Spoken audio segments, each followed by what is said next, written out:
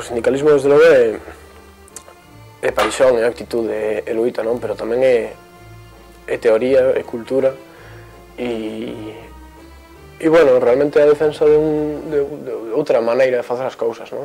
É a defensa da liberdade.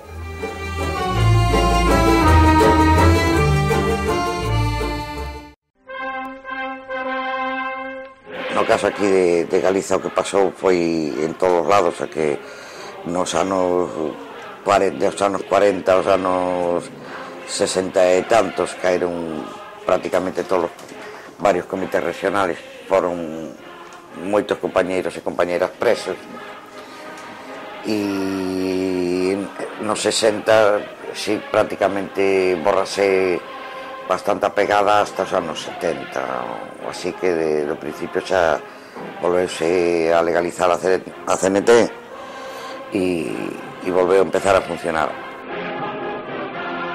Hubo un boom enorme da CNT, pero despois a xente empezou a coller medo e fundamentalmente polo ataque sistemático a través dos servicios de seguridade do Estado.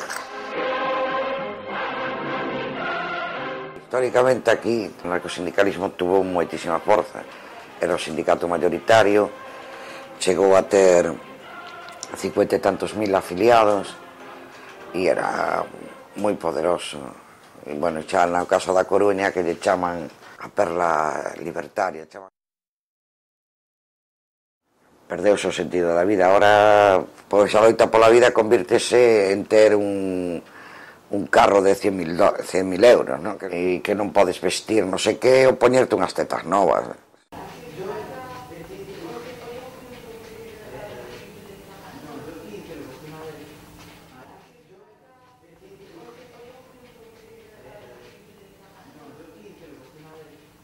Son Rosa Basade Roibal, teño 53 anos e traballo aquí na Universidade de Santiago de Compostela, son bibliotecaria na Facultade de Matemáticas e son anarquista. Como entrei aquí, pois eu, mira, a principios dos 70 eu sempre tuve en vinculación, o sea, ca cuestión galega e traballaba, no? E de clase. A persoa, o individuo, o ser individual é importante dentro do anarquismo. Non pode ser algo impositivo nunca. Porque inclusive, aínda que nunha asamblea se decida mayoritariamente unha cousa, ti podes seguir opinando a outra.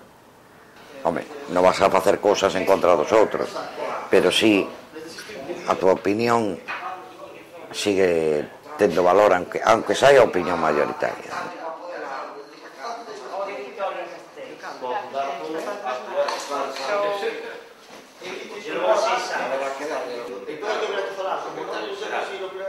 A historia que é ser un sindicato tan pequeno, non tan pequeno, un sindicato pequeno, pois digamos que tampouco hai unhas tarefas asignadas tal e cual, non? Hai X persoas que somos as que pasamos habitualmente polo local, traballamos máis no asunto tal e cual, que, bueno, tampouco son eu dos que máis traballo, non? Pero... E entón, entre esa xente, pois, repartense as tarefas.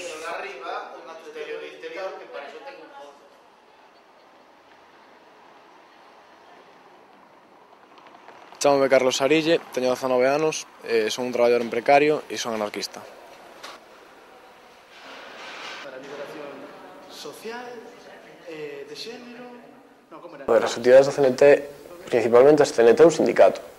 Entón, é un sindicato revolucionario, un sindicato anarquista, pero é un sindicato, entón as actividades son sindicales, son orientadas cara ao traballador, tal e cual. Sempre, tampouco olvidamos a faceta cultural, a faceta ecolóxica, a faceta feminista e tal, non? Pero, bueno, en principio do que se trata é que funcione como un sindicato, que é algo que bueno, que se tardou en aprender, non?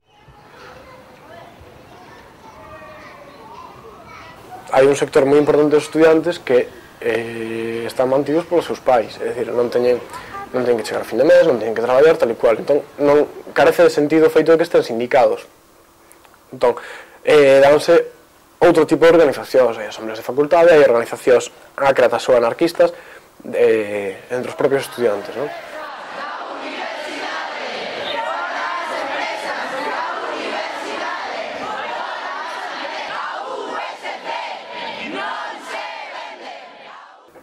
obviamente eu non teño amigos fachas, non teño amigos de dereitas, non?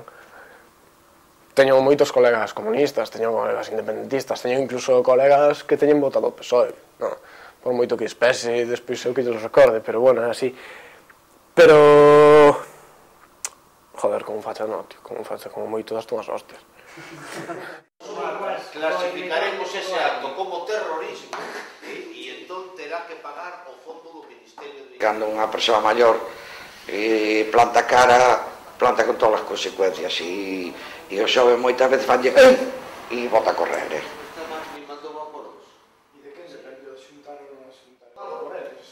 Ti chegas aquí con 4 ideas e os libros leídos e donde sacas todo é de xente maior, a experiencia e... bueno, todo.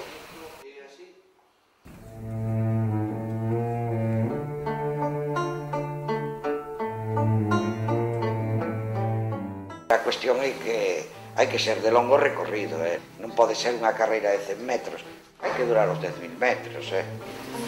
Dimos o non? Bueno, pues por la presente convocas a Asamblea da Cinete de Compostela.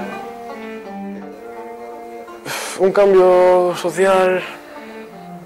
eu non penso nin que eu estea vivo, si se chega a dar.